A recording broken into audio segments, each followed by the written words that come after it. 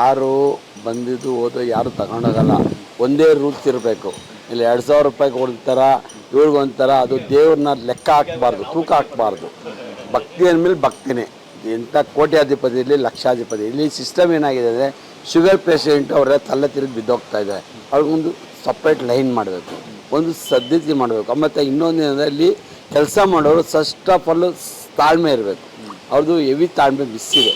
ಆಮೇಲೆ ಒಂಥರ ರಫು, ಅದು ದೇವರು ಅವರೇ ತಂದಂಗೆ, ಅದು ತಪ್ಪದು, ರಾಂಗ್ ಅದು. ಯಾಕೆ ನನಗೂ 50 ನಾನು ತುಂಬ ನೋಡಿದ್ದೀನಿ.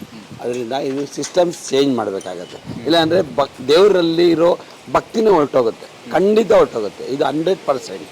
ಇದರಿಂದ ತಾಯಿ ಚಾಮುಂಡೇಶ್ವರಿ ಬೆಂಗಳೂರಿಗೆ, ಈ ಮೈಸೂರಿಗೆ ನಂಬರ್ 1. ಅದಕ್ಕೆ ತಾಯಿ ಹೆಸರು ಉಳಿಸ್ಬೇಕಂದ್ರೆ ಮೈಸೂರಿನಲ್ಲೂ ಉಳಿಸ್ಬೇಕು.